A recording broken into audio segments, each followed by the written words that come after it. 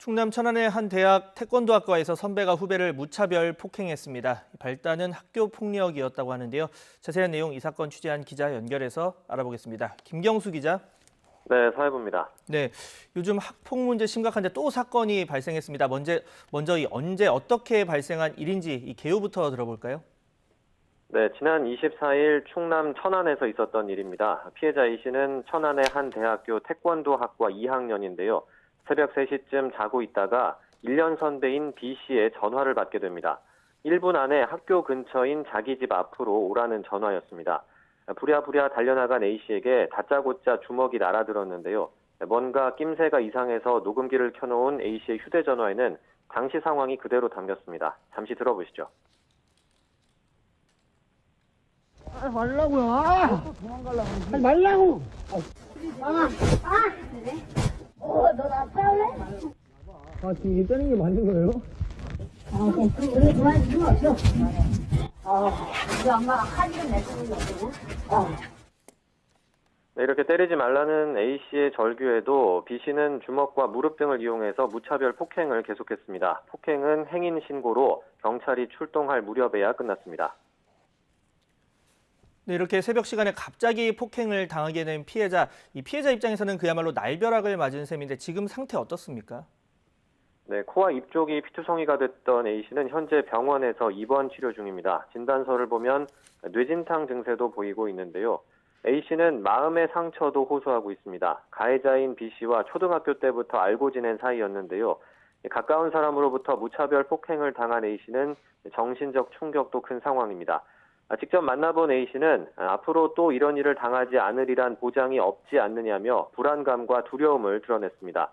고등학교 때 전국대회 1위를 하기도 했던 태권도도 앞으로 더 할 수 있을지 장담할 수 없다고 합니다. 네, 몸도 그렇지만 마음이 더 아프겠죠. 이 앞으로 선수 생활 계속해야 할지 고민할 정도로 지금 피해가 큰 상황인데 선배가 후배를 이처럼 무차별 폭행한 특별한 이유가 있었습니까? 네, 발단은 이 폭행 사건 전날 저녁에 있었던 학교 폭력이었습니다. A 씨는 1학년 후배와 함께 이 규칙을 어겼다는 이유로 4학년 주장으로부터 몽둥이로 여러 차례 엉덩이와 허벅지 등을 맞았습니다.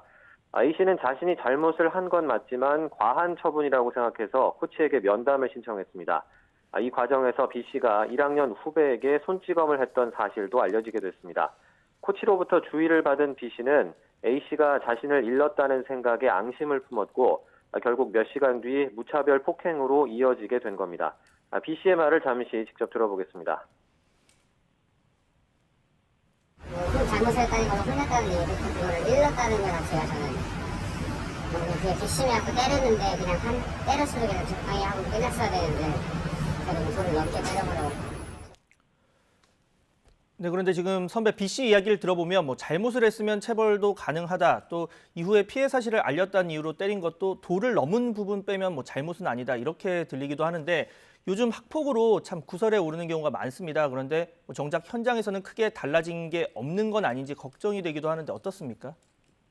네, 피해자 A 씨 아버지도 이 YTN 제보를 결심하게 된 이유를 이렇게 설명을 했습니다. 운동부를 하다 보면 맞을 수도 있다는 인식과 또 폭력이 발생해도 괜히 문제를 키워봐야 좋을 게 없다면서 그냥 덮고 넘어가려는 관행 때문에 이번 폭행 사건이 벌어졌다는 겁니다.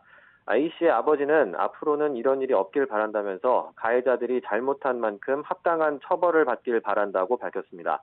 A 씨 측은 폭행 전날에 있었던 학교 폭력에 대해서도 경찰에 고소할 계획입니다. 이번 사건과 관련해 학교 측은 피해 학생의 원활한 학교 복귀를 위해서 최선을 다하겠다는 입장입니다. 또 가해 학생들을 휴학시키는 등 피해자가 학교에 다니는 동안에는 가해자와 피해자가 마주치지 않게 하는 방안도 검토 중입니다. 지금까지 사회부에서 전해드렸습니다.